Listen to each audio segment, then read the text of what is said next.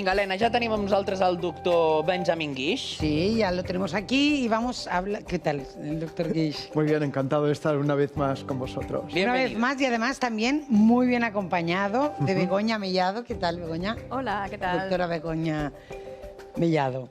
Hoy hablamos de la oncología... de los tumores urológicos. Exacto. Exacto. Entonces, bueno, la doctora Begoña Mellado es una experta en tumores urológicos, es la que se encarga de estos tumores en un hospital de referencia como es el Hospital Clínico y también en una clínica aquí en Barcelona que es HM Delfos y que colabora con nosotros en el Instituto Timor. Claro. Y es una de las personas que tienen más experiencia, va a muchos congresos internacionales y tal, y tiene muchas publicaciones. Nos va a aclarar muchísimas cosas. Y participa sobre todo activamente pues, en el desarrollo de nuevos medicamentos, de nuevas formas de tratamiento y tal. Está en activo en este tema. Yo lanzo la primera pregunta, contestarme quien quiera, pero al final, ¿qué entendemos por cáncer urológico? ¿Qué es este concepto? Pues entenderíamos por cáncer urológico el cáncer derivado del aparato genitourinario. En el caso del varón sería pues, del testículo, de la próstata, la vejiga, las vías urinarias y el riñón. Ahora que dices próstata, es uno de los que más se oye. Sí, evidentemente, es uno de los cánceres que es el que más se diagnostica en el hombre. Madre de Dios. ¿Qué más? ¿Qué más? Explícanos. ¿Qué más que quieres? Doctora, ¿no? Al final, ¿qué entendemos por este concepto en la mujer? Son solo estos... En la mujer, por ejemplo, hablaríamos también de cáncer urológico, sería el de cáncer de vejiga, vías urinarias y riñón, ¿no? El cáncer de ovario, por ejemplo, cáncer de ovario, endometrio, esto entra en el campo del cáncer ginecológico. Qué bueno. Perfecto. No lo sabíamos. ¿Qué edad es la del hombre para tener, y de la mujer, para tener ese riesgo de empezar a tener las posibilidades? La mediana de diagnóstico de la mayoría de estos cánceres en el varón están alrededor de los 60, 65 años, ¿no? Perfecto. Doctor, cuando hablamos de tratamiento sistémico, ¿a qué nos estamos refiriendo? Bueno, hay dos formas de tratamiento de los cánceres en general, ¿no? Una que es el tratamiento local. Un cáncer es un tumor que va creciendo localmente y que se va extendiendo y que va afectando a las estructuras sanas vecinas. Son unas células pues, que no paran de crecer y cada vez ocupan más espacio. Entonces hay dos formas de atacarlos. Una que es localmente, con radioterapia o con cirugía, extirpando el tumor, y otra es haciendo un tratamiento, lo que llamamos sistémico, que quiere decir que es un tratamiento que no va dirigido directamente al tumor, sino indirectamente, que pueden ser desde pastillas por vía oral o fármacos endovenosos, la quimioterapia, la hormonoterapia, la inmunoterapia, que ahora se está desarrollando desde hace muchos años, es una gran esperanza y una gran vía de tratamiento que se ha abierto. Entonces, todos estos tratamientos que, además de actuar localmente, actúan por si alguna célula se hubiese extendido más allá del tumor y no la vemos con las técnicas diagnósticas actuales, pues el tratamiento se llama sistémico. Pero a efectos prácticos, el paciente que nota con estos tratamientos sistémicos, ¿nota algo diferente a uno local? Bueno, a ver, hay medicamentos que se toleran muy bien y que no dan ningún efecto secundario, pero hay otros que pueden ofrecer pues, algunos efectos secundarios. Es como con todos los medicamentos. Uno se toma a veces pues, un antibiótico para un resfriado y resulta que altera la flora intestinal, ¿no? Entonces, todos los medicamentos tienen unos efectos secundarios. A veces hablamos de una cierta toxicidad. Y entonces, pues lo que hay es medicamentos también contra estos efectos secundarios y cada vez los tratamientos son más bien tolerados.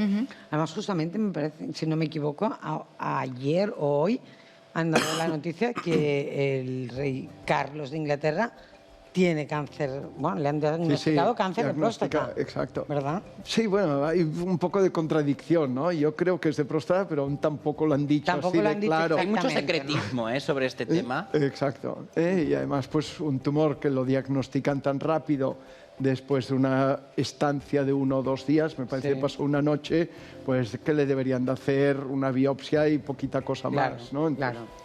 Muy probablemente es cáncer de próstata. Ajá. Hablando de cáncer de próstata, existe el cáncer de próstata hormonoresistente. ¿Qué es exactamente? Básicamente el concepto de hormonosensible, hormonoresistente en cáncer de próstata es que el cáncer de próstata expresa lo que llamamos el receptor de andrógenos, el receptor de las hormonas masculinas, y depende del estímulo de las hormonas masculinas de la testosterona para avanzar, ¿no?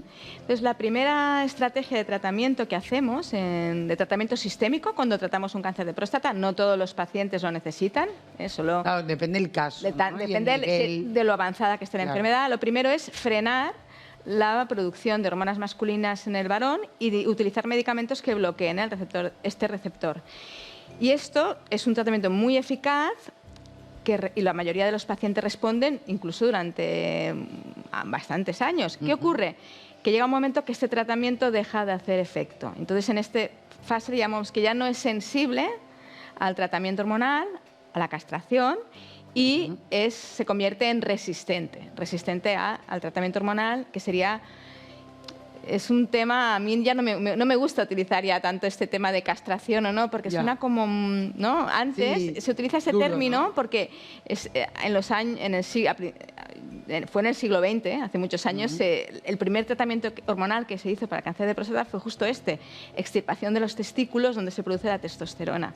Pero esto ya no se hace hoy en día, utilizamos medicamentos, ¿no? Entonces, ya este término pues ha quedado un poco, ¿no? Se sigue utilizando, pero no es. Claro. Podríamos decir que el mundo del cáncer de próstata ha vivido muchos avances en la actualidad. Buah, muchos, sí. ¿Sí? ¿Cómo cuáles? Pues, por ejemplo, ya no te diré en el cáncer en el mundo del tratamiento local, pero por ejemplo en caso, por ejemplo, de enfermedad avanzada, en pacientes que tienen la enfermedad que se ha extendido fuera del origen, fuera de la próstata, la supervivencia ha aumentado de manera espectacular. O sea, yo diría que se ha triplicado o cuadriplicado en los últimos 20 años, dado a que pues, se han descubierto nuevos medicamentos. La investigación. Todo. Y se han utilizado en fases más precoces. Sí, sí, es un gran avance. ¿Cómo entran los profesionales en estas investigaciones para llegar a momentos tan emocionantes como estos, ¿no? Más allá de la supervivencia, que es lo más importante, yo creo. Bueno, tenemos la suerte, ¿no?, en vivir y trabajar en Barcelona y en Cataluña.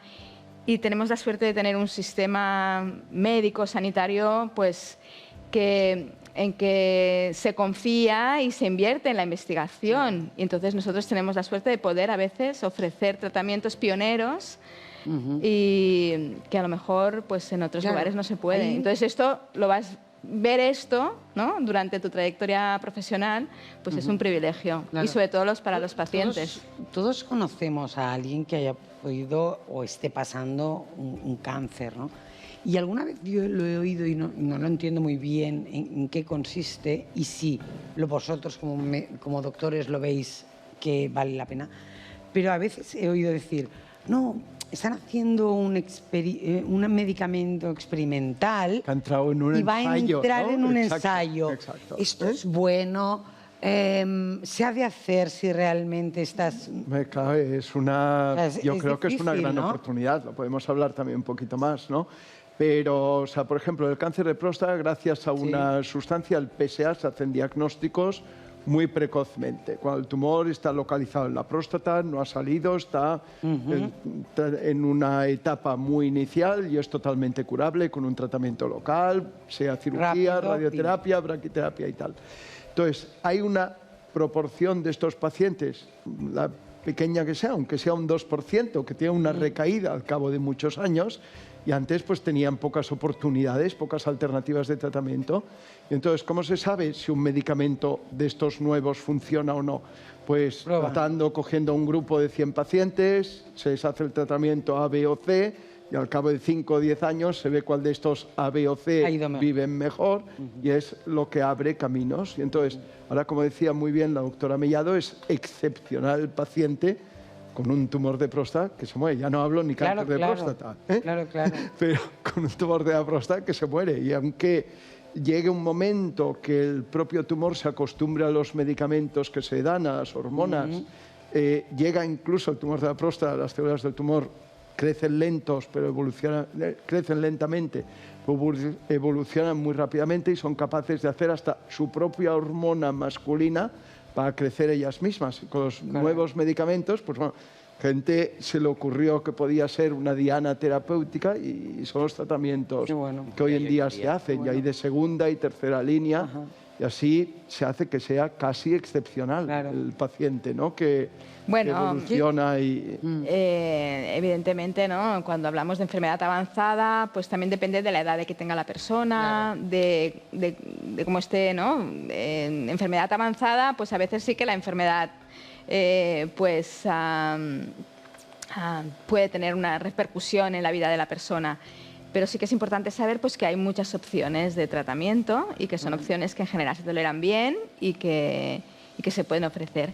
Y valorar la participación en un ensayo, pues esto siempre hay que verlo de manera individual, ¿no? A veces...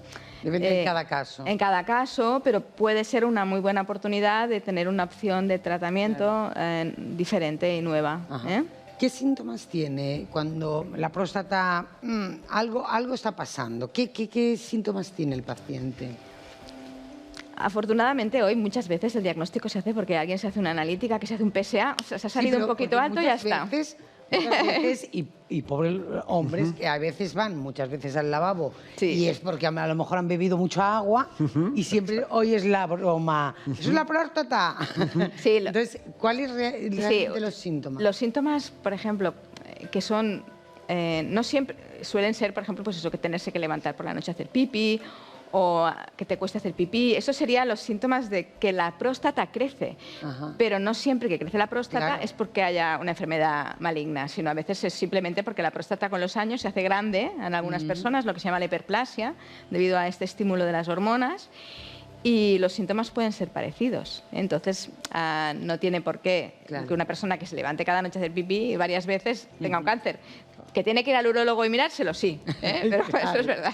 Y también analizar cuánta agua ha bebido. También. A dormir. Pero hay que beber agua. Hay que beber mucha agua. Hemos hablado mucho del cáncer de próstata, pero ¿cuál es el siguiente tumor urológico más frecuente que se encuentra en consulta? Pues... No, sigue. Bueno, el más frecuente es el segundo más frecuente es el de vejiga urinaria, que es donde se almacena la orina, pues para no tener que ir orinando gotita a gotita continuamente, ¿no?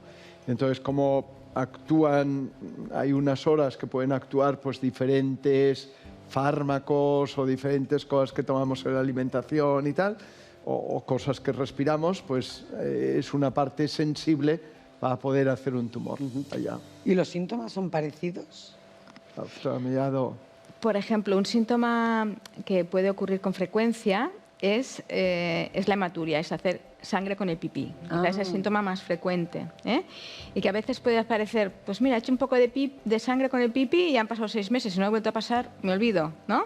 Entonces, eso sí que es importante. Cuando hay sangre en el pipí, a la mínima hay que consultar siempre. A lo mejor, seguramente puede ser una infección de orina, puede ser una piedra, pero ir al médico de familia, decir, oye, me ha pasado esto. Como si nada. Sí, hacerle caso. Pero me interesa un poco lo que has dicho de la alimentación, de lo que respiramos. ¿A qué te refieres? Bueno, a la contaminación. Por ejemplo, uno de los factores de riesgo es el tabaco. Por esto he dicho lo que respiramos, ¿no?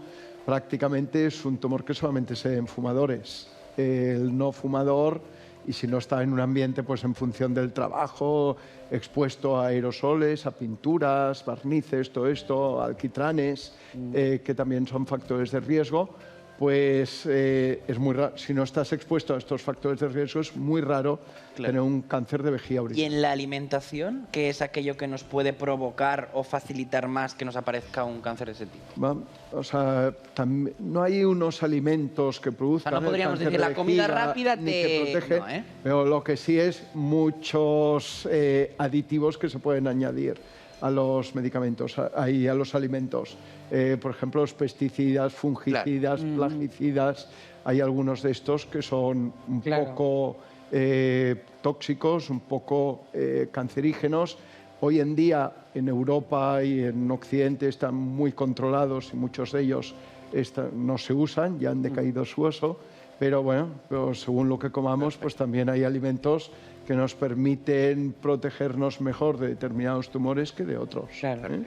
¿Y qué opciones de tratamiento tiene el cáncer de vejiga? Bueno, el cáncer de vejiga... ¿Son diferentes? ¿Son similares? Sí, no tiene nada que ver. O sea, el cáncer de vejiga con la próstata, aunque Nada estén, que ver. aunque estén cerca, no tienen nada que ver en cómo se tratan, ¿no? Si está localizado, pues se operan y muchas veces necesitamos también quimioterapia o inmunoterapia o tratamientos biológicos. Deberíamos tener mucho más tiempo, 1 hora de programa para hablar de Sí, todos los porque tumores queda un montón por urológicos. Nos quedamos sin Exacto. tiempo gracias a los dos. Perfecto. Podemos hacer una segunda parte. Doctora. Exacto, haremos, sí, Una Haremos un segunda seguimiento. parte y tercera. Gracias a los dos. Muy bien, Un abrazo pues muy grande. encantado. Gracias. Para nosotros